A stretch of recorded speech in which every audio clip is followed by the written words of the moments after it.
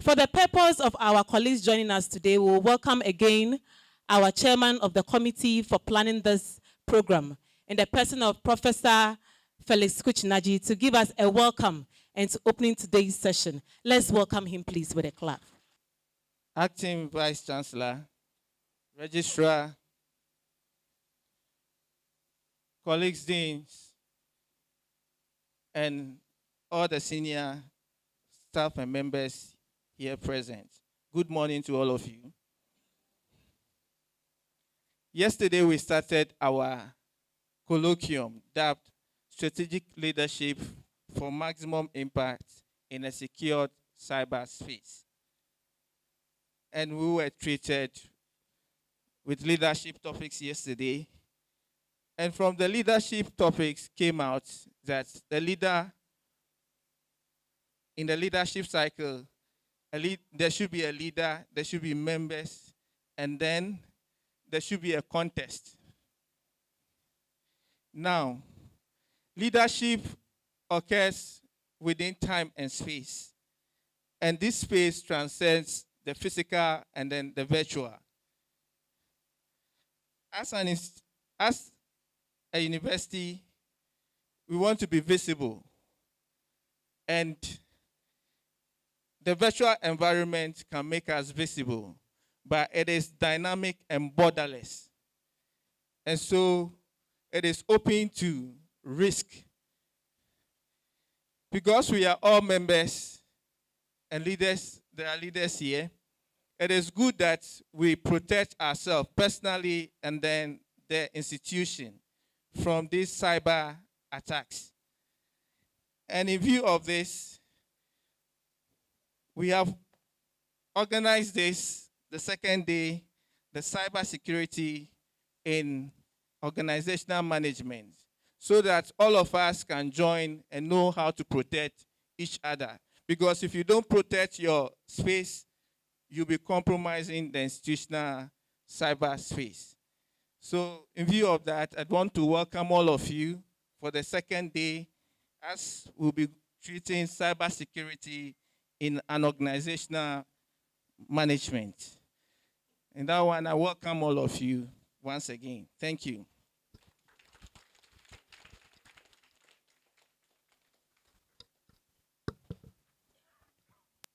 Thank you very much, Chairman of the Planning Committee, and at the same time, the Dean Faculty of Engineering. I would want to introduce a few people now and then continue the rest in due course. I would introduce our registrar once again for today. She's in the person of Dr. Mrs. Sylvia Opon-Mensah. And then also we have a visiting guest among us today in the person of Mr. Joseph Kwaukwe. I will borrow the words of our opening prayer performer, that in occasions like this, we started yesterday with the chairman, and today also, for it to be extremely successful, we need the chairman. For those who joined us especially, let's welcome our chairman. So our chairperson is in the person of Professor Ambevi Akapovi, our own acting vice chancellor. Thank you. Hello, good morning.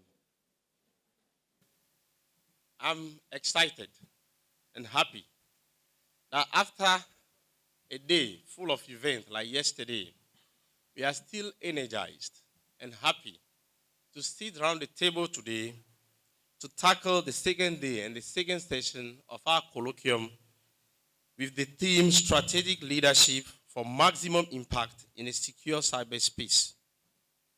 I'm particularly happy that yesterday we started with the senior members only, but today we have the senior staff joining us. Please, I welcome you warmly.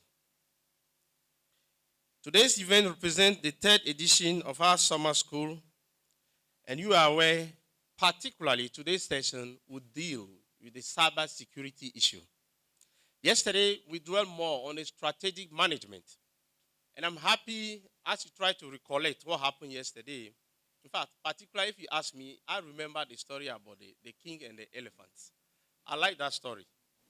that the king has 2 elephants and then they go on destroying people's farms. And the people gather to come and tell the king that, okay, we want to tell you that these your elephants are disturbing us. And how did they plan it? That if they say king, then the people will say the message that the elephant are destroying our farms. Then the man come and he say kings and nobody says anything. He say king, he turn back, nobody says anything because he's a dangerous king. Then he turn around, he look right and left, and he say, may the king live long, or something like this. And then the king was impressed. He said, let him be promoted. He tells that it's not easy. It's not quite easy to tell a leader directly in the face that you are not doing well. Even if it's glaring, if there are glaring evidences that he's not doing well, it's not easy to say it. But I want to invite you here that if you are not doing well, please find the courage to tell us. That is the only way we can change. Let me come back to my speech. Today's topic, particularly on the issue of cybersecurity, is very relevant. And I want to emphasize that with some few points. Let me recount the fact that we live in the fourth industrial revolution, a time that is marked by a lot of automation and digitization of many different processes.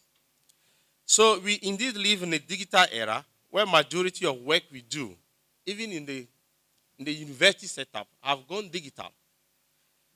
Let me also emphasize that many universities, especially after the advent of the COVID-19, have had to go to some level digital in all their doings. Accra Technical University, for instance, our learning management system became very effective, and we are still running it up to today. And it has a lot of content in terms of videos, books, literatures, and things that a student will have to download and learn from. More importantly, we now keep our student academic record and even financial records in an online systems. You commonly know it as the iCampus. What happens if the iCampus collapse? Does it mean that we cannot provide people their certificate, their transcript? Does it mean that the relevance of the study they have carried here is gone? Begin to ask yourself some questions. If assuming iCampus today is not working, how do you recover from it? These are big risks, a huge risk as we run into the digital era. We recently have come about this institutional repository. The institutional repository is another big thing.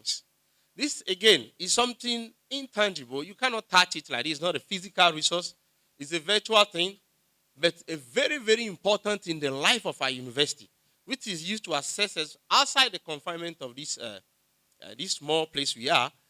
But when they want to assess you, they look at your visibility and what portray your image. And the institutional repository is a very big one.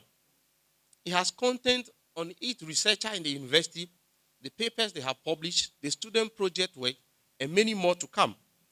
Imagine people can have access to such content. Begin to think a bit deep about what happened if you, as an army, or I don't know, as a group of people, your data can be hacking. That people can see what you are doing. Some of it can be secret. So these are a lot of risks we run into if you don't know. Student admission record, digital fee collection systems, and even our online teaching are many, many opportunities that are making it vulnerable to many of the cyber crimes or cyber attacks. By cyber crime, you are looking at an offense that is committed online, okay? What we call the 419 generally. Cyber crime is also a criminal activity using internet facilities such as virus, infection, identity theft, hacking, and many more. I think the experts will talk more about that. Now, data breaches compromises our integrity and expose our research information to others unduly. Also give opportunity for fraudulent activities. I want to tell you these things. When we began to go outside, especially with admission, if care is not taken, there are gurus who are experts. They sit somewhere else, they create their own website, then they go to A.T.U website and they see the information we package. Student, if you want to apply, do this, submit this, do this, pay here. And they copy it integrally, then they put it on their platform and they name themselves Accra Technical University and they begin to admit people. And they have admitted many and received money. People have paid through their media.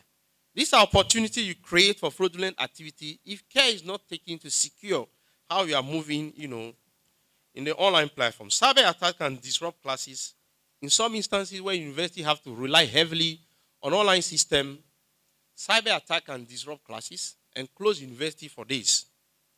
419 people can create their personal website to copy information from your reliable information, your website, and deliver services like admission, transcript, and receive fraudulent money. A successful cyber attack can cause major damage to your business. And it can affect your bottom line as well as your business standing and consumer trust.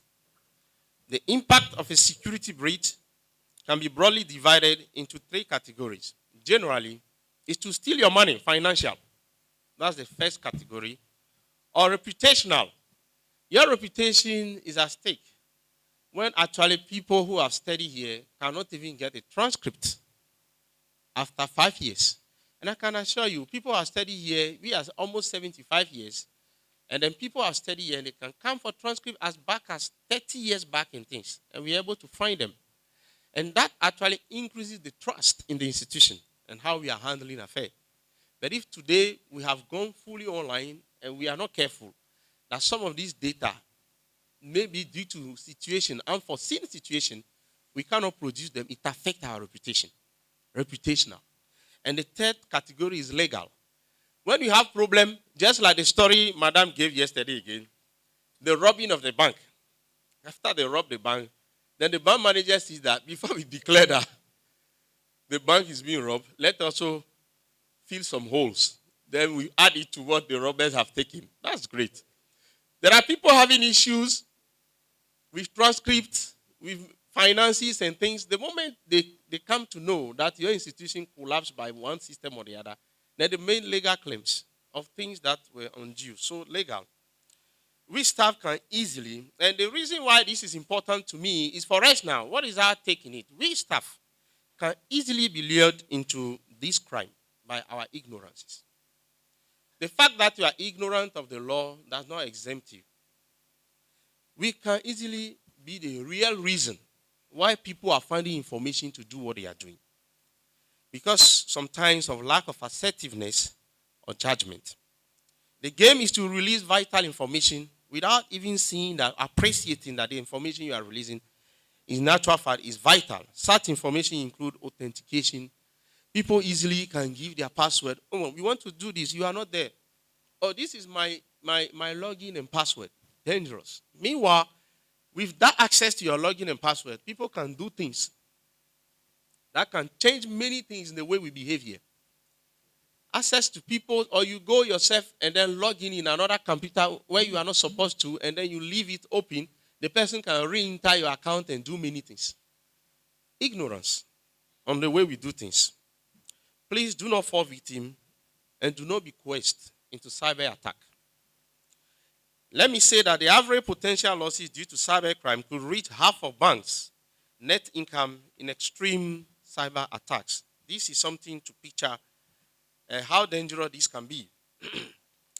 Now let me come back to say that there have been national and local efforts to curb the occurrences of this. One of the initiatives you cannot deny is the establishment of the National Information Technology Agency, the E-Crime Bureau, and many different agencies. The enactment of many law documents like the Electronic Transaction Act in 2008, the National Information Technology Agency Act in 2008 again, the Data Protection Act, and many more. The establishment of the Cybercrime Unit under the Ghana Police Service is there. They deal with cybercrime. We can report you to police for having committed a crime in nature, that is the internet type. You see? So individual intervention that we have done so far, or institutions have been doing so far, have to do with awareness raising. And I think we haven't done that within our confinement yet. We need to raise a lot of awareness. And this explains the relevance of today's training once again. We need to enhance the implementation of strong password. And A.T.U is offering a 4 years Bachelor of Technology program in cybersecurity. I think we are highly honored by that. Thank you very much. Let me say that We need to help solve this problem because one of the agenda behind, again, this training is a policy that we are drafting and we shall bring to the community for their concern and possibly implementation and adoption very soon. And that policy is called the paperless A.T.U. What do you mean or intend by the paperless A.T.U? We begin to look at that policy because there are things that we do, is a concept that will be sent to all. We will look at it and refine it. It is based on communication through email system rather than the mail system we use. We spend a lot on papers. During meetings, some of the meetings we have had to produce bulky documents of this size for many people, and immediately after the meeting, these documents are no more relevant, or they become pieces of museum that you need to hide carefully for somebody not to use against you. The information can easily be accessible to the wrong person. We are looking at a way of beginning to print our systems or scan existing documents, archive them in a very reliable way. We begin to look at how to use the existing soft tools around us like the Dropbox, the Google Drive, and then the extensive use of the Gmail service that we have to make our work easy and smoother within A.T.U. This will surely help reduce our carbon footprint and also contribute to the World Energy Transition Program with a target of zero carbon footprint by 2020. This is great. We need to go that way. But we will gradually come together and have that policy. And at that point that you are sending all information in a mail, then we need to be aware of cyber attacks and what we have to do not to fall victims, because the policy will also underscore all the punishment and things that will happen if information leaks the wrong way. So, I want to underscore our previous effort in this domain of cybersecurity by saying that previously we've organized a training workshop together with our friend in the military to deal with cybersecurity. Very impactful. The host was Professor Ni Ato-Okain. He's a professor from the University of Delaware. I hope you remember him. He was here. We spoke to the Ghana Armed Forces under the umbrella of A.T.U. We've also sent a team to Dubai for this 2 days training, and they undertook the strategic management training and also the same cyber crime training. And I want to also appreciate them here by saying that they managed to bring the same gentleman who handled the training over there in Dubai, and he is also here to do it with us in Accra. So we have really, really brought Dubai to Accra.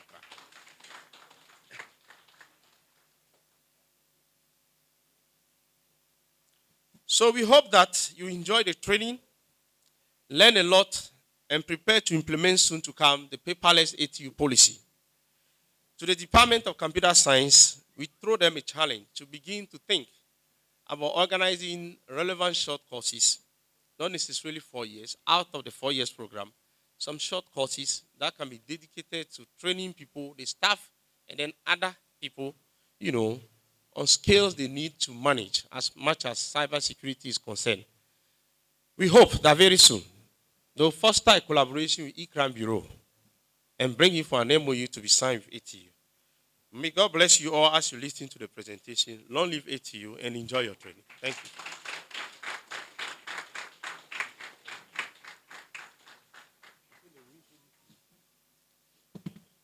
So since we are going less paperless, we are also doing physical introduction of our resource person.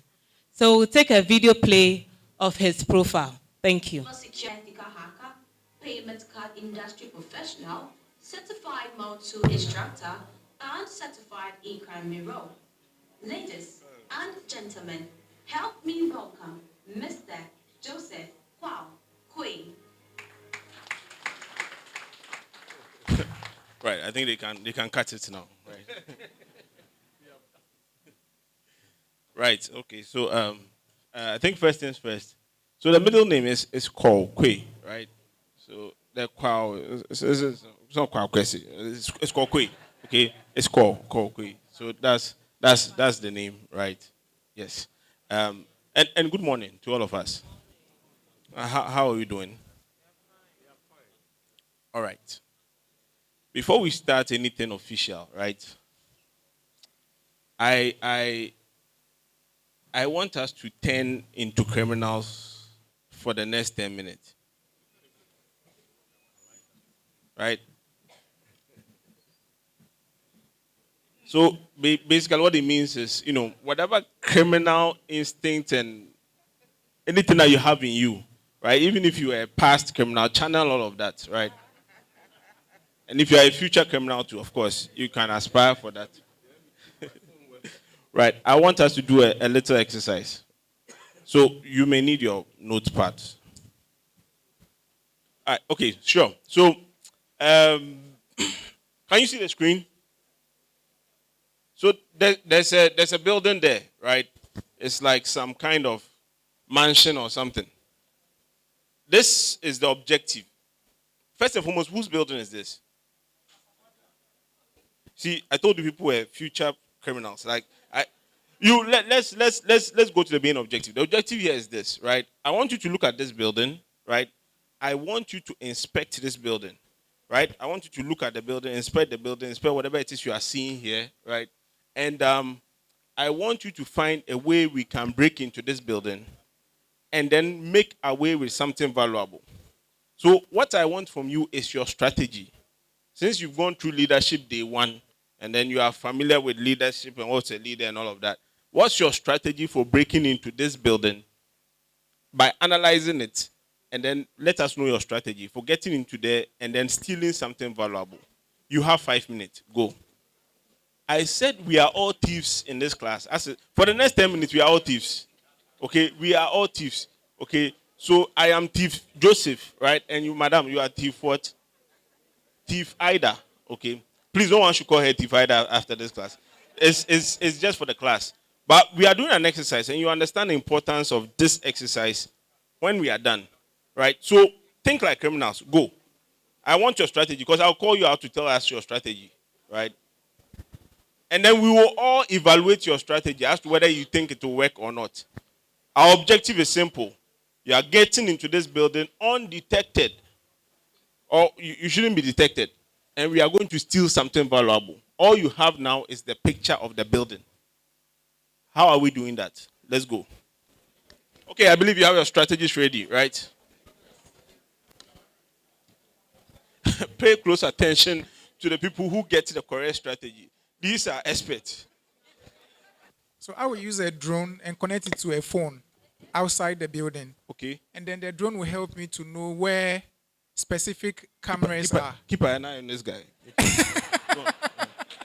Right, the drone will help you see what? To see where the cameras are, the strategic places where the camera are. Right. The cameras and are. why are you doing that? Yes, because wherever I pass, there's a high probability that I will be seen. Right. Okay. So then I will use my IT expertise to shut down the cameras. Yes. Bro, Then keep an eye on this guy, yeah. Right. Then what? Then I will use a chopper to drop myself inside the house. A chopper? Yes. A helicopter? Yes. A silent one. Yeah.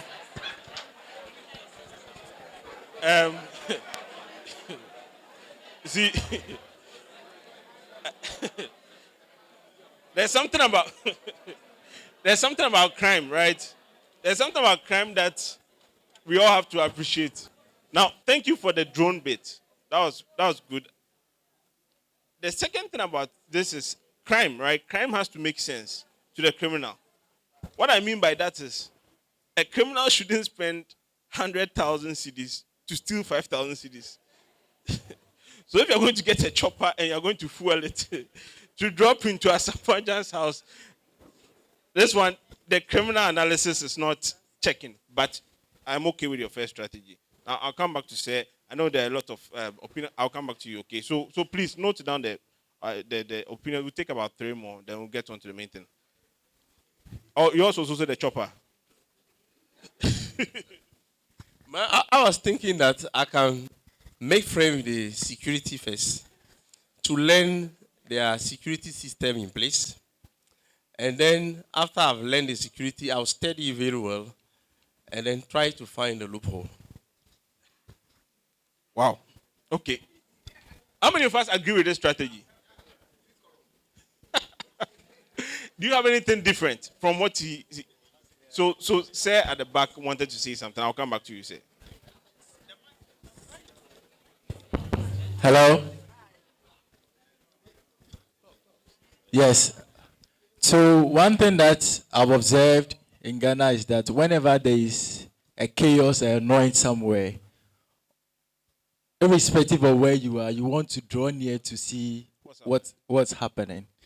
So since the front face is full of glass, if we are supposed we are two, first of all, we will target the top glass. Now, if you hit the top glass, definitely the security man or any personnel in the building would want to find out what is actually happening at the top.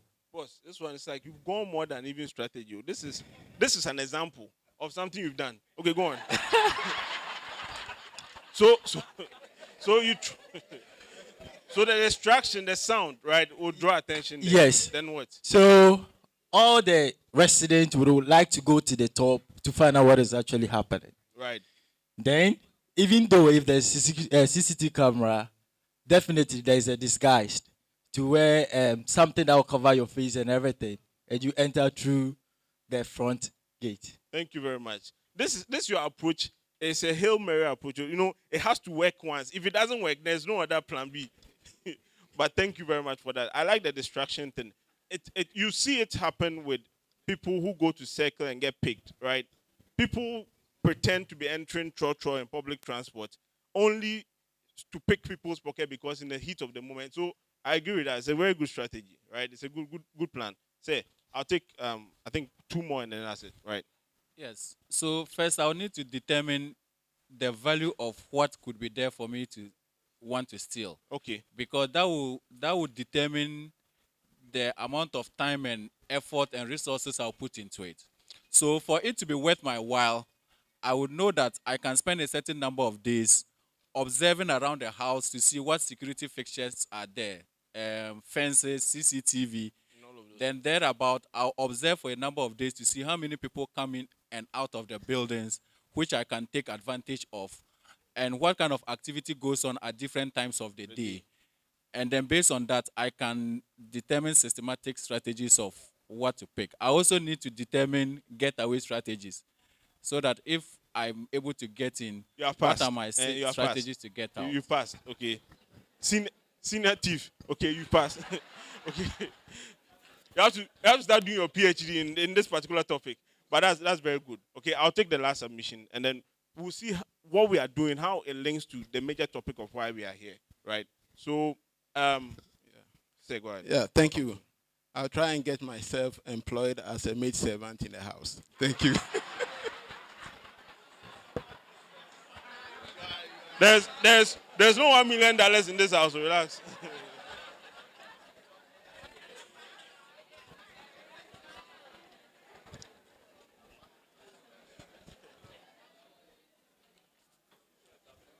I will try to befriend Asamoah closely. Then he catches. He himself. Yes. Okay. Then How? when he wins my. How? I'll try as much as possible for him to. Tell me that as much. Now I want to know that as much. How? Through parties, wherever I hear he's going, I'll just be How like do you hear? Ada. How do you hear? Bahamas out here.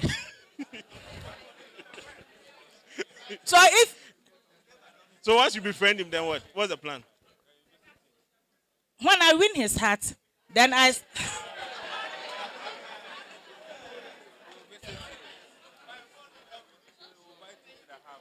So I become familiar with everything that goes on in the house. Then I start to take my operations into. Thank you very much. Okay. Your approach is based on romance, right? So for it to work, Asamoah should find you desirable amongst all the people that he's come across. Do you think it's an effective strategy? Well, based on her confidence, you never know. It may work. Now, one thing I'll say is that in terms of the strategy, right? In terms of strategy, since we are talking about leadership, one thing you know about strategy is that you don't get into specifics and the details, right? You just talk about a general blueprint of how you do certain things. So he was touching a bit more on the strategy by mentioning certain things like, okay, you realize there's something common with all your things you said. All of you spend some time to gather information about the environment. Yours was, you're trying to hack, you're trying to bypass the process. You're asking me whether there was CCTV or not. That's your job as a criminal to do, right? To find out if there is CCTV, there's a secure system, there's an alarm system, and that may be your first step of your strategy, right? To gather information about who the target is. Now, how does this relate to this topic we are doing? How it relates is that these cyber criminals, all these people we are talking about, they also follow the same blueprint. The procedure of attacking someone, right, or targeting someone, it follows the same way. You gather information about them. And that information is what you use eventually to plan your attack. So before we even go on, right, what does it then mean is the easiest way to stop cyber attackers or attackers in general? What's the easiest way? Based on what I'm saying, is to limit the information that is available to them. So we could have gone through the material, we could have gone through a lot of things and then try to understand. But ultimately, I want us to appreciate this concept, right? And the truth is that for some people, attacking them or trying to target them, whether you're a lecturer, you're a student, or management, is difficult for criminals only because a lot of information about them is not available. So there is a concept in cybersecurity. Have you heard the word obscure before? Obscure is something that is hidden. So I'm introducing you to a term. It's called security by obscurity, which is that the more limited your information is, the more difficult it is, right, for people to try and then find weaknesses about you to break down. If you apply it to the physical building, you'll find that some people's walls are too high, you don't even see inside the building. I realize that. It is, well, some may say they are doing suspicious things, but I would say that irrespective of whether they are doing suspicious things or not, at the end of the day, the wall being that high even limits people from knowing, okay, hey, do they have a dog? Do they have a CCTV? And if you are a criminal and you don't know all of these things, attempting is harder. So that is the first thing I want us to start with, right? Now, this exercise you just conducted, I want you to do these exercises regularly. And in fact, apply it to your own school. So, you mentioned something, right? You said you're going to befriend the security man. You can gain access to certain things. So let's be honest and real with ourselves, right? You've been in this campus for a while. How, on a scale of 1 to 5, 1 being the easiest, 5 being hardest, how difficult is it to befriend the security man to get them to do favors for you?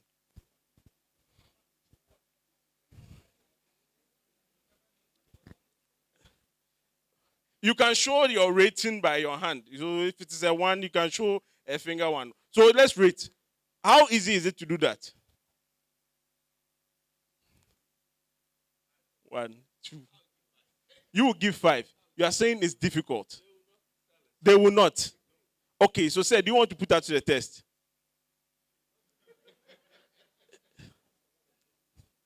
It's 1. You think it's 1. Is there any reason why you say so? No, is there any reason why we say so? No, see, team, whatever we are doing here, right, I want us to be very practical with it. And when I say practical with it, it means that whatever exercise we are doing, now apply it to yourselves and also apply it to the organization you find yourself in, right? He's saying 1, right? There's a reason for the 1. Because what we are doing in cybersecurity is a term called risk assessment. Do you understand? This thing that he's giving us a scenario. And the scenario was based on Asamoah's environment, that he will befriend the security to find a way to gain in. And I said, okay, I'm taking this scenario and applying it to A.T.U, right? How easy do you think it is to befriend security and get them to do favors for you? Now you think something, you have an answer in your mind. That answer in your mind is informed by something. Do you understand? That's something that is informing you to choose that answer. Is what you have to focus on and fix. Do you get what I'm trying to say? Because if you are saying that the security is easy to, like, say, the security is easy to convince to do things for you, it may be based on certain reasons. Let me give you one reason. One may be that you have had personal experience doing that, right? Whereby you went to a security and then he didn't even know you. Say, hey, Ojam, and saying, and then he was all friendly, right? And even talking and saying things. Hey, say, more exams. He starts talking and giving information you didn't even ask for. So it can be based on personal information, personal experience. It can also be based on certain things like analysis. Let me give you an analysis. There's a financial analysis to it. The financial analysis is that in most organizations, it may not be here, I don't know. The people who are doing some of these jobs, security, cleaning, they are not really paid as much. Right? Do you agree? However, even though they are not being paid as much, they are protecting very important things. Like, for sometimes, if you take the cleaner can go into everyone's office. Sometimes, even the VC. But for that analysis perspective, if you go to a cleaner and say that I'm giving you just 5,000 CDs, right? Go to the VC's office, and all I want you to do is just plug this device there. Do you think they will do it or not? That is what I'm talking about, right? That is what I'm talking about. So this is one example.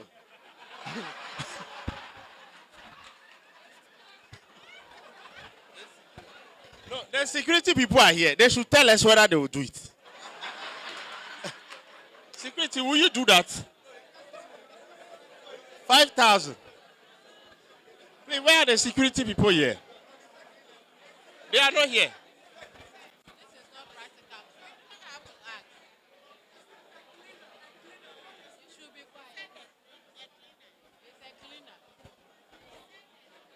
Would the cleaner do that? Yes, I said you speak for us. I said, will you do that?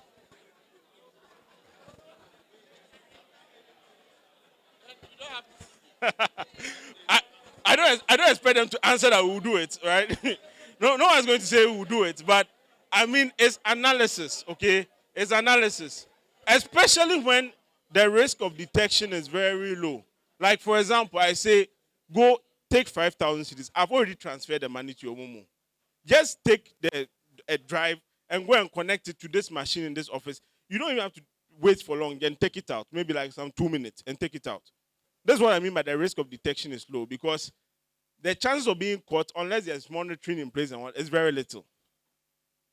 Now, do you think they will do it or not? Now, they do it or not, that answer is just the first part. The second part is really, so I want us to practicalize the cybersecurity things, right? The second, and this what we are doing, I'm saying, is risk analysis and risk assessment. The second part of it will be, why would they do it? Or why would it happen? Do you understand? Now, once you understand why it would happen, then it becomes, okay, what measure can we put in place, right, to fix these things that are identified as the why? And that's it. And that's simply risk analysis. So this thing, right, you would apply it to a lot of different scenarios, right? Different scenarios. Like, you ask yourself, okay, how likely is it that if someone was working on campus, right, and they saw a flash drive on the floor, now, they have labeled on it movies 2023, and the flash drive is about 500 gigabytes, okay, in terms of space. What is the likelihood that someone will pick this and return it and take it to the lost and found, or keep it for themselves? Like, what do you think is it? What's the likely thing to happen? So the answers you are given, right, you have to examine why these answers. Why are you saying these things? If these things are there, right, and you know the answers, then it means that, you see, you all know the risk that is around. Maybe it's just that you are living with it, right? But in reality, when you're talking about security, these things you have identified, you have to solve them. All right. So with that, you have all graduated and you are a cybersecurity analyst. Okay. I'll give you a certificate after the course. Now, we'll get on to the main activity. Okay. Thank you very much. Oh, We've not started.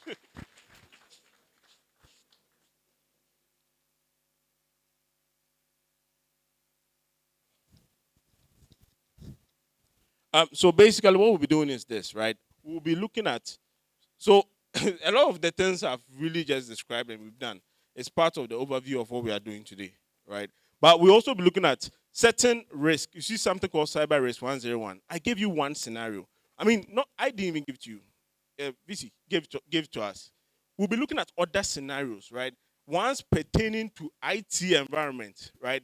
And then we'll see how these kind of things, whether they can exist in our environment and how we can solve them. But what we are doing is not only for the benefits of A.T.U. We'll be doing it also for the benefit of ourselves, like how to secure our personal account as well, right? Because right now, the way the world is going, it is very difficult to separate someone's work environment from their from their personal. Let's be honest, right? Can someone confidently tell me that they have not had a single work conversation on their personal phones before? Or exchange any work material on a personal phone before? Like if you can tell me you've never done anything like that, personally, I have a gift for you. It's in my bag. So for that reason, we need to find a way to protect ourselves from both sides, right? And then we'll look at some of the key principles that go into cybersecurity management, and then we'll see how we develop a strategy and we apply it for ourselves to make our organizations more secure. It will not, as you can see from the way I started, I'm not someone who is into the traditional, lecture type of presentation. Cyber is because of the field, not because of myself. But the field is very practical. So there are a lot of things that I will practically show you, right? And then hopefully we can all learn. Thank you.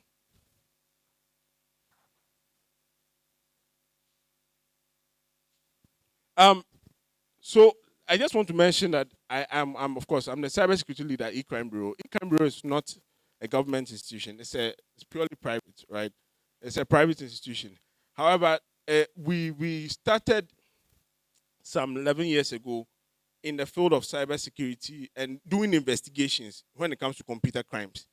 And because we started at a time that a lot of the government institutions were also in their growing stages when it comes to IT, we've worked with a lot of partners, like the government sector and the private sector, to help shape Ghana's cybersecurity, environment. But right now, like Sir mentioned, there are a lot of institutions now in the country that are taking on the challenge of cybersecurity, and that's good for all of us. And I think the biggest in that regard is the Cybersecurity Authority. So now Ghana has an authority to regulate cybersecurity, and that makes things, beneficial for all of us. In fact, for those of us who are students here, before we start, I just want to run us through a few things, right? The cybersecurity, cyber things we talk about, it's not really that different from our physical, like what we understand by physical security.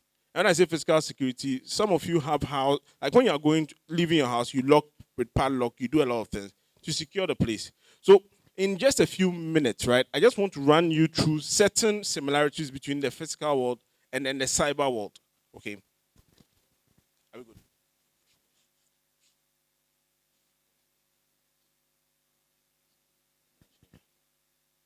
Right. So in the physical world, what are some of the things that make up the physical world? He mentioned that we went to Dubai. When I went there, that's the picture I took.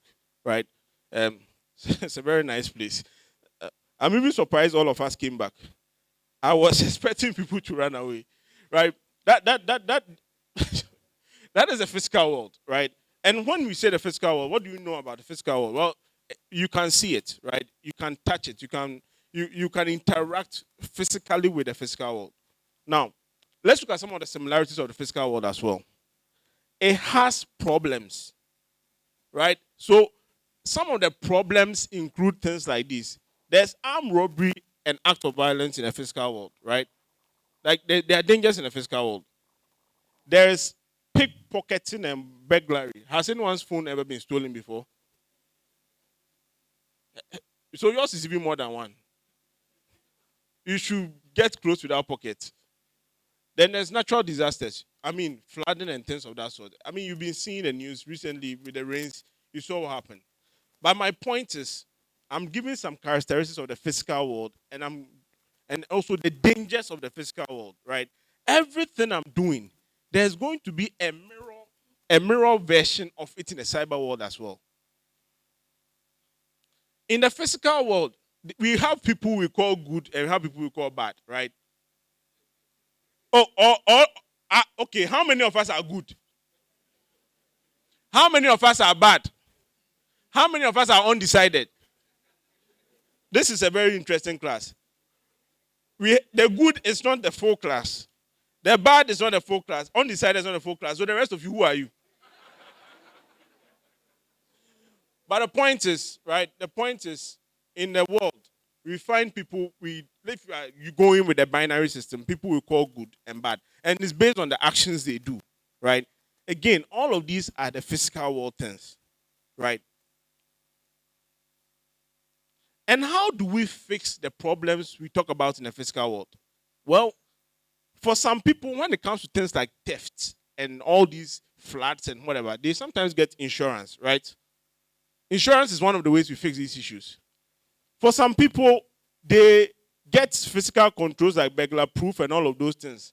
Sometimes awareness. Some people come and tell us the latest scam in town, and because of that, when they call us and they start sounding the same, we know that it's a scam. We cut it. All of these things we've done, we are going to juxtapose it to the cyber world because it's the same logic. Okay. This is also some of the controls people use in the physical world for protecting security, physical assets. But sometimes to the work, you understand, sometimes it's difficult. We sleep, okay?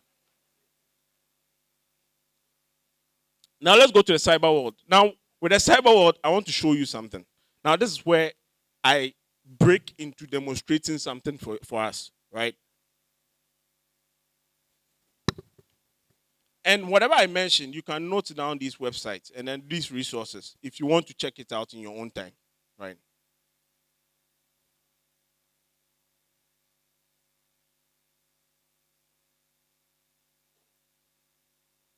So the first resource, right? The first resource that I am visiting is a site called Internet Map, okay? Internet Map. And the website is internet-map.net. Internet-map.net, okay? Internet-map.net. And what it does is that it lets you visualize how the internet looks like, right? How the internet, like the virtual world we have been talking about, cyber world, how does it look like? So what it has here, what do you see? What do you see? What does it look like? See some, it's like a galaxy, like some dots, right? So what you are seeing, right? What you are seeing is basically the bubbles you are seeing is representing the various brands that are on the internet, like the Google, the Microsoft, all the companies that are using the internet.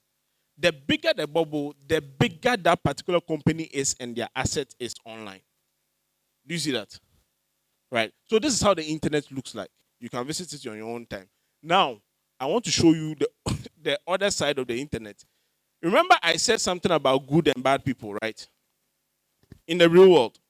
Let's look at this. Now, I'm going to show you something. I'm going to tell you what it is. You tell me what it is based on what you see.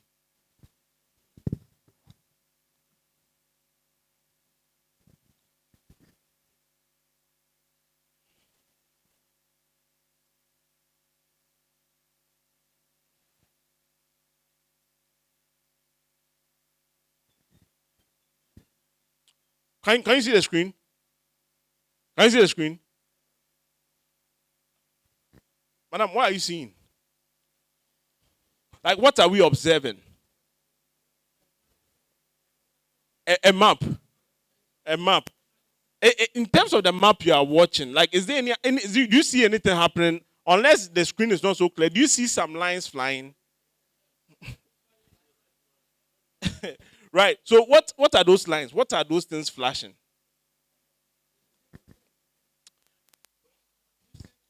Usage of the internet. Okay, that's one. So what you are viewing, right, is, and I wish the screen was, I don't know, can we, these lights, can they go off? If they can go off, it will make it better. But what you are observing, right? What you are observing right now is, I hope the lights don't turn everything off eventually. But if you can turn it off, it's fine, right? Yeah. You see a map, and some parts are being lit up. And is it better a bit?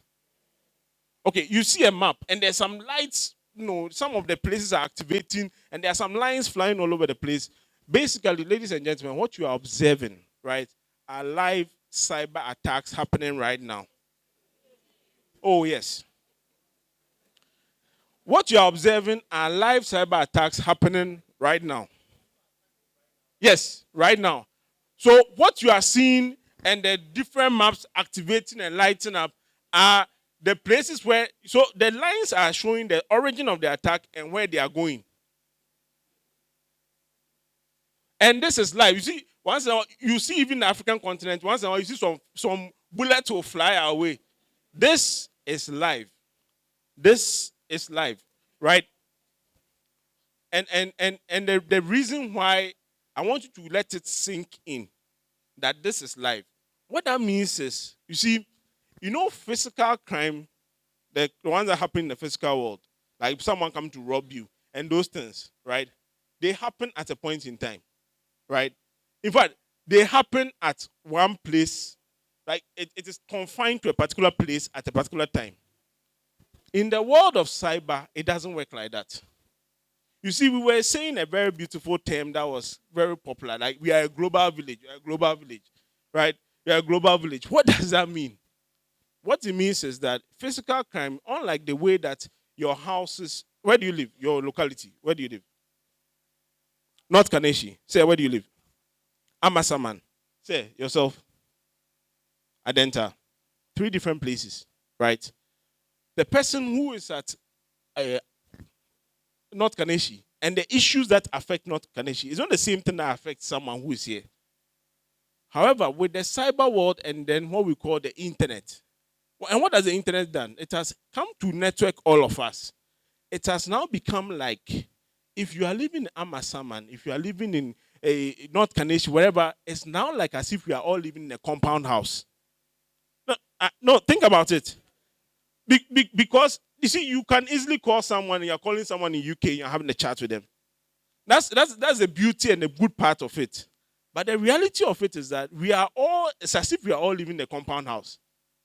If we are all living in a compound house, then in the compound house, if you have people who are criminals, it doesn't matter where they are, we are all equal target. And that's what we are seeing here.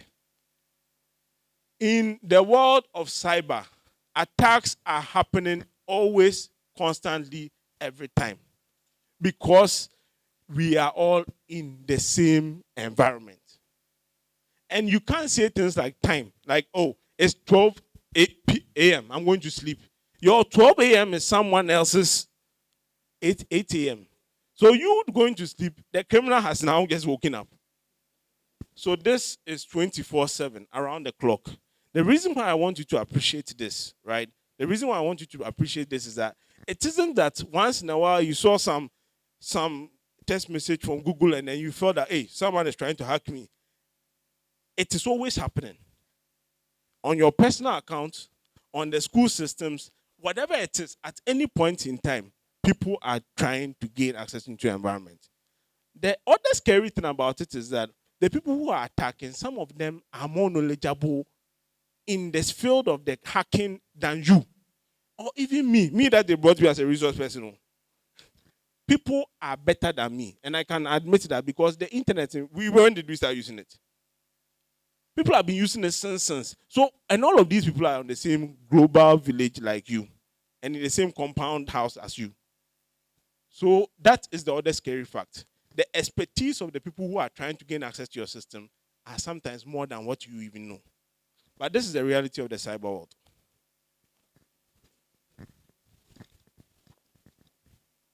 So just like you have good people in the real world, we have bad people in the real world. You have good and bad people in the cyber world. The bad people are the ones who are doing the attacks that we saw. The attack that we saw, that was, so the website I visited was this. You can note it down, right? If you ever want to show some of these things, either in a presentation at your local church or wherever you find yourself in a department, you can note this site down to let you visualize and see cyber attacks in real time, right? You can note it down. May I move forward?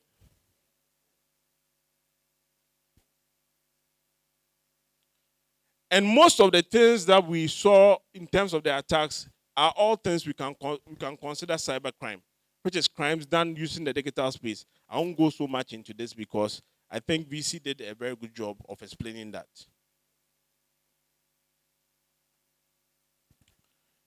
Why do these cyber crimes occur? Why are they occurring, right?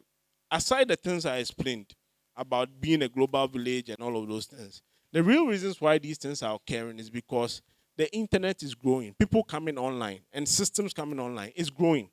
So every other second, you hear that the government sector and even the schools are coming with a new portal for doing this and admissions and all of this. So the internet is growing. And if you want to understand how much the internet is growing, look at this graphic. I'll zoom in so that you appreciate it a bit. They are saying that every 60 seconds, which is every minute, what happens across these popular websites. So every 60 seconds, right, 243,000 photos are uploaded on Facebook. Every 60 seconds, every minute. Every minute, okay, more than 400 hours of videos are uploaded on YouTube.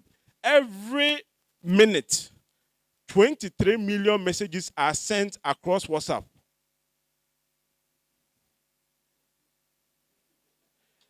Every minute, 156 million emails are sent.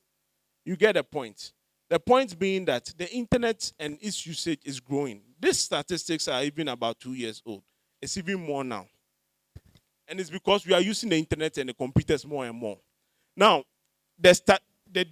if you want the statistical things to back this up, you can look at the numbers in Ghana's internet growth. So let's look at even from Africa's perspective. As at 2019, the number of internet users in Africa, that was the number, the 492,762 at the top. Do you see it? This. Let's go to just a year after. Okay, a year after. What is the number now? Do you see the number? It has jumped up to what? So the point is, we are seeing a lot of these cyber attacks because people are using the internet more and more and more. And the criminals, like I said, crime is logical. Forget cyber. Crime is logical. Where the people are going, that's where the criminals are also what? It's as simple as that. The second part is that now criminal activities is very profitable. Criminal activities is very profitable. So there's this attack where people can send files to you. And when you click them, they encrypt all your files.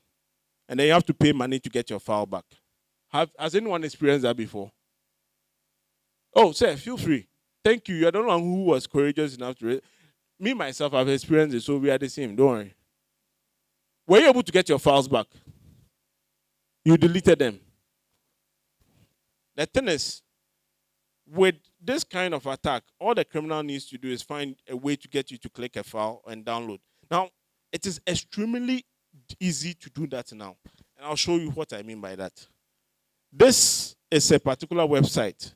This website, I will not share it with you. I'm sorry. For this particular one, I will not share it with you. Why I will not share it with you? Because I said I will not share it with you. Now people are zooming their eyes like ×5.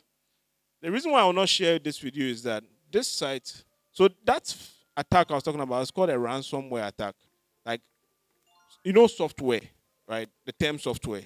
So this type of software holds your files ransom, and you have to pay money to get your files back. So they call it ransomware. They've just merged the two. This particular site allows you to create your own ransomware. This site, you can go and then create a file. And that file, if you drop it in any department or give it to any lecturer or you give it to any manager, any A.T.U member, when they click it, right, all their files of a particular type will get encrypted. Now, in a university like this, the kind of files I know you work with and your Word files will be part. PowerPoint files will be part. Excel will be part. So with this site, you just go and specify the kind of files you want it to encrypt on the person's machine, and that's it. It's free. You click, and then you get the file. So now, the only difficult job is to get the file to someone to click. That's all. And that is why I was asking the question of if someone found a pen drive on the floor and they've written movies, would people pick it up? Because it's one of the way of distributing this. And by doing this, in order to get your files back after they've been encrypted, you have to pay me money.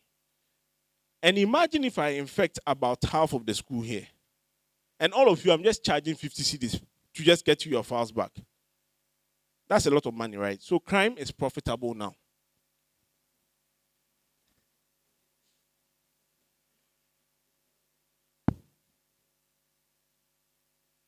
The third reason I want to give is because why all of these crimes are happening is because a lot, you see, we are so much in a race to come online. Oh, we have the new online platform for doing this. There's a new digital, this. We are doing that so much, focusing on the feature than the security part. You see, normally, security should have been thought of initially before we put out these platforms. But we think of security last, and for that reason, there are so many systems that are on the internet that are weak because they have not been checked for security. And this is an example of it. Now, I'm going to show you something. Please, this one stays between me and you. I found a printer of one of the tertiary institutions. Pay attention. I found a printer of one of the, if you ask me, I won't tell you what institution it is. If you can figure it out, good for you. One of the printers of one of the tertiary institutions online, right? Okay. And for this particular printer, it was online, and anyone on the internet could log into the printer, right? And see the kind of things that are being printed, could have the ability to even put in an email so that everything that's being printed, a copy is sent to the email. And this printer was online. Most dangerous of all, this particular printer was in the account department of that particular university. Be there saying, hey, you can also be part.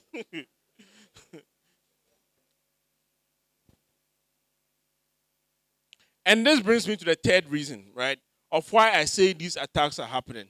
This printer I'm talking about, there are a lot of these devices and systems online. I'm hoping A.T.U doesn't have any systems like that online. But what I'm trying to say is that the reality is that these things are there. Why did they happen? Maybe sometimes some of the devices, you came to meet them. Maybe a new regime has taken over. For whatever reason, there are certain settings that have to be done that haven't been done. And a lot of devices are exposed on the internet. This printer being one of them. So for this particular printer, if I was malicious, I could have gone and even put my own password on it and lock them out of their own printer.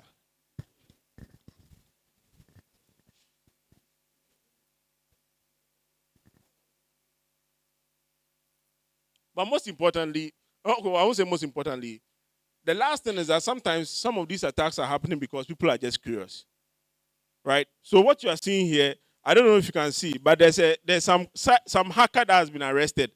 You can see, is that the face you'd expect from someone who's arrested? Let me tell you what he did. What he did was that he was able to get into some banks systems, and he was able to move monies. So if he sees people have a lot of money in their account, he takes it and spreads it to the people who don't have money. Right?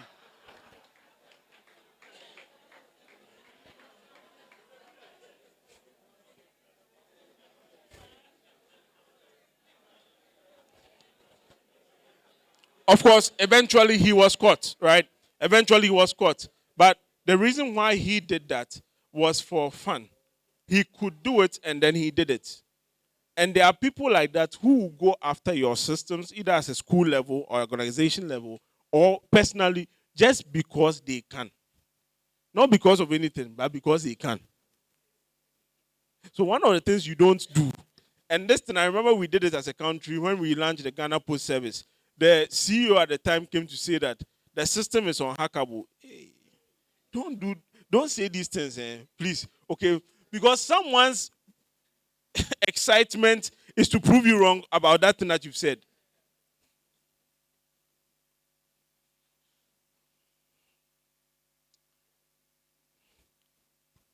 So, ladies and gentlemen, when we are talking about physical security, you are looking at all the things you do to protect your physical asset, right? Your CCTVs and all of that. Likewise, cybersecurity as a term, right, is looking at all the things you do as an organization or as an individual in order to make sure that these attacks and things that we see don't happen to you or your organization. That's a simple definition. Is that clear? And in cybersecurity, we are trying to do three things. The three things are these. We are trying, they call them the CIA triad, right? Or the triangle of CIA. And the three things are these. The C is for confidentiality. We are trying to make sure that information that is meant for someone or a group of people are the only ones who can see that thing. The second thing is availability. We want to make sure that we don't hear a lot of these statements. Our system is down. In Ghana, it is very normal, right? How come the system is down? So how long will they come? Me, I don't know. I'm going for shape my break. The system is down. Availability is making sure that the computer systems, the people who are supposed to use them, is available to them if you can't say 100%, most of the time. The third thing we are trying to do is to ensure integrity. Integrity is making sure that, say, if I take this, right? Now, let's make it a bit practical. Madam, if you say someone has integrity, what does it mean? So he has integrity, what does it mean? He is truthful. So you can say that what he says is what he is, right? In the world of computers, integrity is simply saying that if I put something here, I expect that when I come, it's there and hasn't been changed. So integrity is making sure that things stay the way they are. If you can protect these three things, right, in any IT environment, then they say that you are doing what? Cybersecurity. That is it. Exactly.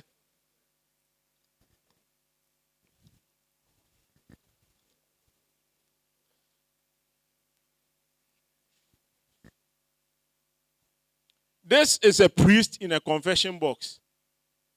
Amongst all the three things I mentioned, the CIA, confidentiality, availability, integrity, right? Which of these three things has this priest breached? It's a confession box, by the way.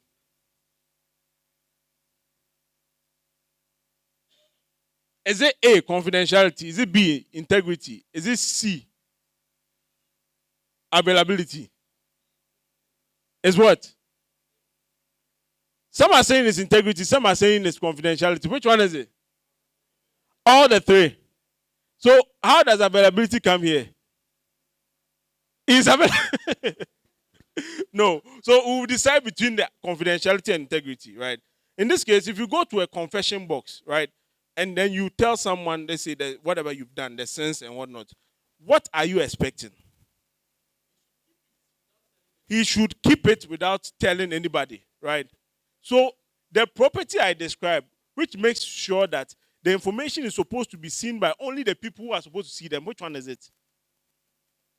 Confidentiality, right? Confidentiality. This is a breach of confidentiality. On a technology front, if you look at something like this, whereby you are working on a Microsoft Word document, right? And when you are about to click save, you go to there's a part that says file menu and then info, and you choose protect the document with password, right? That will be a way of ensuring what? Confidentiality within the digital space. Because once you put a password on that document, no one can open it without the what? Without that password. Meaning you can control who can see that information. Now let's do something. On integrity, right? On integrity, I want to show you something. In cybersecurity, we can measure integrity so that we can't have people come and tell us that this tape was doctored. So I want you to watch something here, right? And I'll use that as a way to explain to you how in IT we measure integrity and make sure that it is kept. So watch this, right?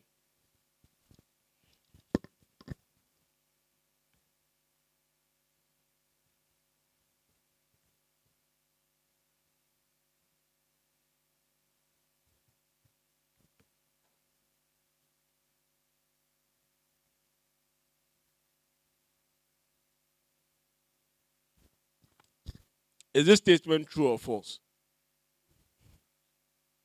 Is this statement true or false? A.T.U is the best school in Ghana. But you yourself, you are in this session. Your answer is not even strong. No problem. A.T.U is the best school in Ghana. Can someone tell me something that was happening when I was typing? Did you notice something when I was typing? I'm going to do it again, right? I'm going to raise and then type again. Watch what is happening on the screen. A.T.U is the best school in.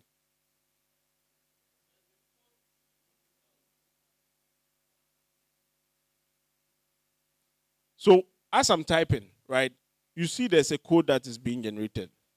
So in IT, right, since we are all learning in this class, in IT, there's a way of measuring the integrity of data. One of the ways of measuring the integrity of data is something that is called hashing, or what we call a hashing algorithm. Let's just go with hashing. Hashing basically takes any input you give it, right, and represent it with a set of characters. If anything in that input changes, the character that was generated to represent that input, it will also change. So watch this.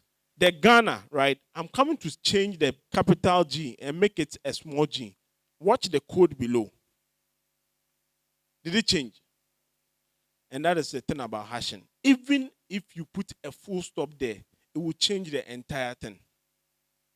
It is a very good thing, especially in the universities and institutions like this, because there are actually solutions like this you can deploy, whereby past questions or questions you've said, whatever it is, documents that you believe should not be altered. The moment anyone alters or does anything that changes even a little bit of it, the code itself will change entirely. And then you can know that the information has been tampered with. So this is integrity as it pertains into the cyber world. Now I have a case study for you. Now that brings us to this particular. The first one was just a trial. This one I'm going to examine you, so I'm going to take your sheets after, right? So, I've been asked that we'll give certificates after this session, and in order to give the certificate, I need to make sure you got some things right. So you're come to do a case study, right? Please have your sheet of paper ready, right? A case study. Normally I would have put you in group for this, but I think we can all do it individually. This case study is going to bring some of the things we've talked about into more like a reality sense, right? Can you see, or should I zoom?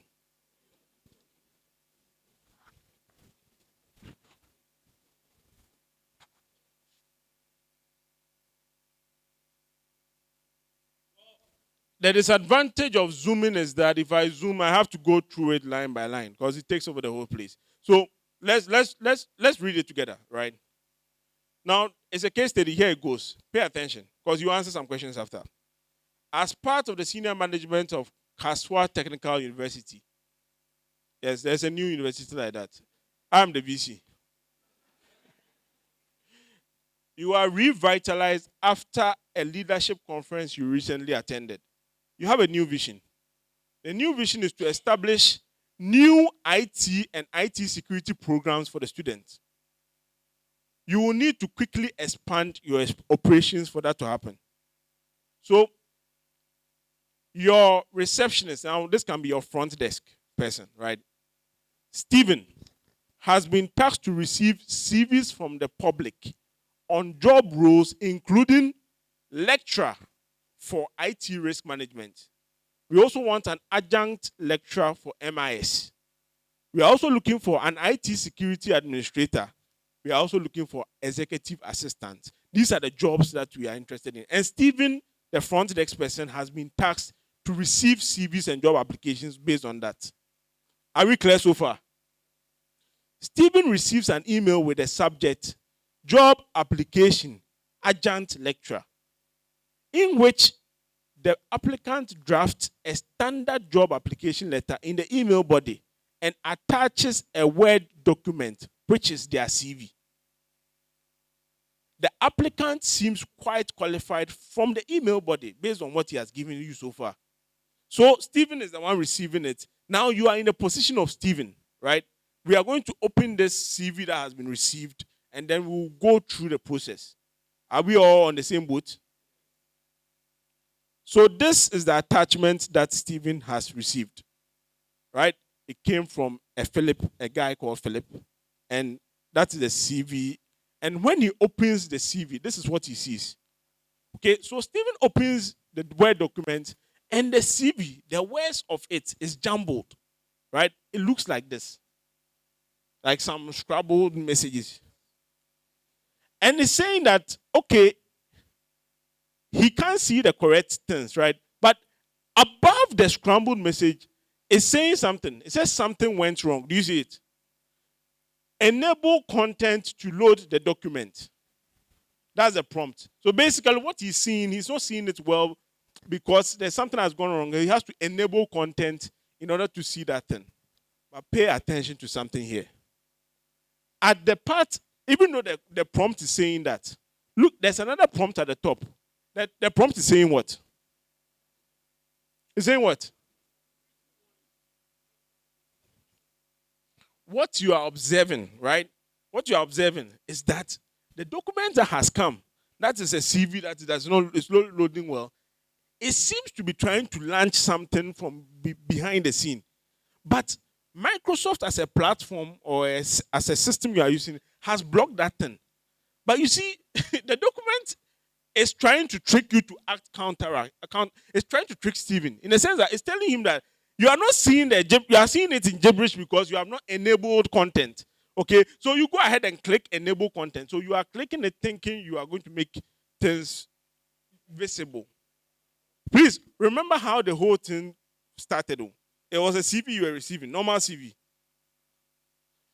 Now, Stephen clicks the enable content to view the loaded document. And once he does that, his file starts looking like this. The icons have all disappeared. And the names of the file all look like funny things and all of those things. And when he clicks any file, right, this is what pops up. It says, oops, your files have been encrypted. In order by who? That's a question for a bigger case study. In order to get your files back, they've given you instructions to follow. Now, this is the case study, right? And based on that, we are going to answer a few questions. So, the first question is this. What were some of the red flags, right? Sorry. What were some of the red flags or some of the things that caused this situation to happen? So, you are listening and giving at least 3 reasons. Please go ahead. Please, I can assure you that this exercise you are doing, it benefits you more than me. And you understand and appreciate that down the line. What were 3 things, okay, that caused this to happen? And let me tell you why this is important. You are going to be eventually either be in management meetings or be in meetings elsewhere where you have to think about some of the issues that have been happening and some of the people who have been hacked and all of those things. When you start thinking about them, you have to start reasoning and thinking outside the box of all the ways that this thing happened. You understand? Because when the things you list is what you are, because look at the second question. The question says, forget the second question. The third one says, how do we fix this from happening? The solutions you put in place will be based on the things you saw that went wrong. So if you sit here and you say that you saw only one thing wrong about a scenario, you only find one solution. And there could be other ways in which the thing happened. Do you understand? So this exercise, I want you to think outside the box and look at the case study that happened. This case study. From a normal company or a school trying to expand its operations and receiving CVs, so thinking from the public, and then it turns out that the CV that was attached, it wasn't someone trying to really apply for a lecturer position. It's someone who was malicious. And he realized that you are advertising for a job role, so he has sent a Word document that has a bad attachment attached to it. That when you click it, it will infect your system. But you don't know. And in this case, Stephen didn't know. He opened it, and now his files are all encrypted. So I'm asking you, in all the scenario from start to finish, what were some of the things that you saw that allowed this thing to happen? Do you understand? What were the weaknesses you saw? Give me at least 3. The second one is, could this happen to your school? No, don't tell me. Answer it in your own head. Okay. The third one is, how do we fix this from happening? And then the fourth one is this. Who is ultimately responsible for this thing that has happened? Is this Stephen, the one who opened the file, right? A CV, and it ended up being something bad? Or is it the senior management member, the one who tasked Stephen to start receiving CVs, or you think it's just a mistake that can happen? These are the 4 questions I have for you. Okay, this is a 4 credit hour course.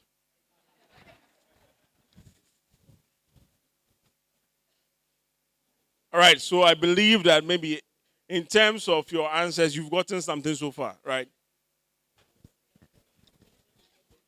All right, so I'll start from you. I'll be randomizing this, right? Where's the other mic so that we move very effectively? It's here, all right. So you take it, all right? I'm starting from you, right? So give me one red flag, just one red flag that you saw with this case study, just one.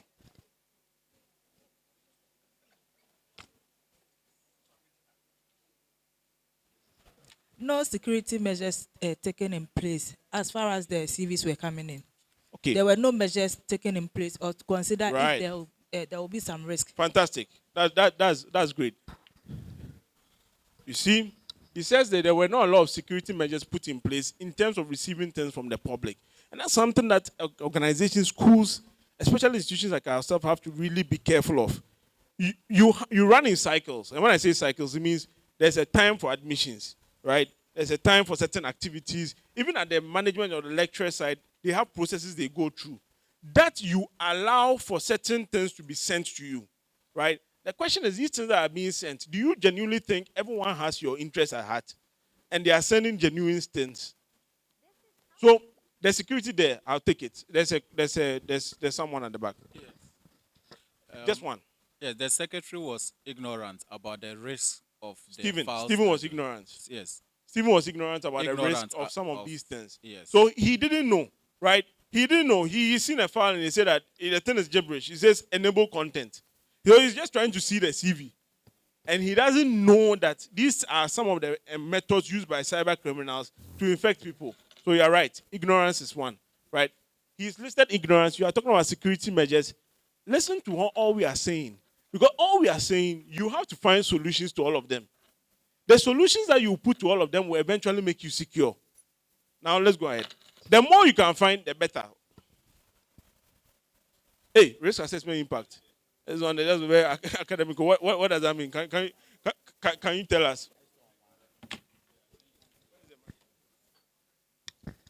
You know, risk assessment has to do with ranking of your risks and then rating them as to which risk can be more dangerous to the institution or to the system. So I think in this situation, this case study, the risk assessment was not done well. That's why he had an attack. I take it, okay? I take it.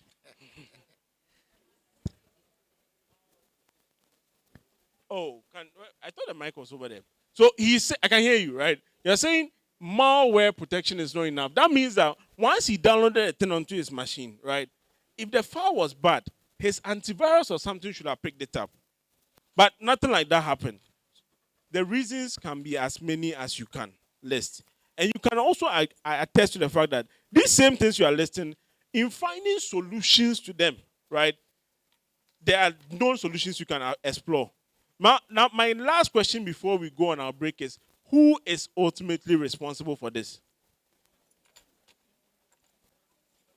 Who?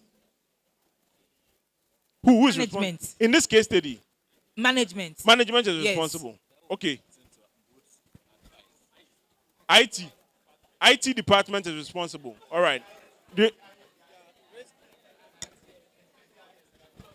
Risk is everybody's responsibility. It starts with you. So it's everybody's responsibility. So everyone is responsible? Yes, please. Everybody has a role to play.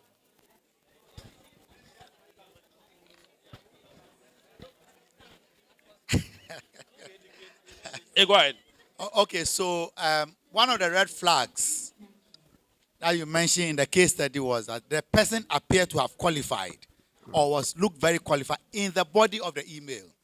It's one of the red flags. When it looks too good to be true, then you have to be careful. But at that level, Stephen is just a secretary receiving the file. But at a high level, when an email looks too good to be true, it's a red flag. No. This one, see, are you standing for an MP? Pardon? I standing for an MP position. You see that answer was very diplomatical. Right, but no. No, he's one of the red flags. There's lessons in what you're saying. So he's answering the first question, right? The red flag. The first one. So the body was a bit too good to be true and whatnot. Okay, who is responsible? It's a collective responsibility. One, for a secretary at that level should not be given a task of receiving applications in the plain fault text. can be multiple places. Yes, Is that what you're multiple saying? places. So it's not one person. No.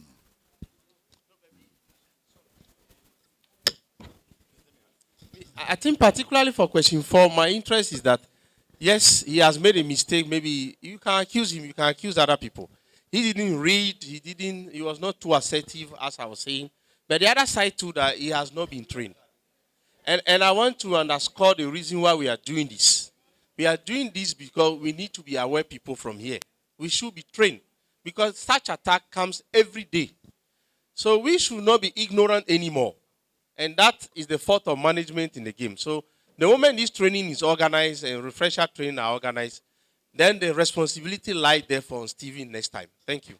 Thank you. So if Stephen was in this class, then it will be his fault for opening. I'll take one last submission. Right.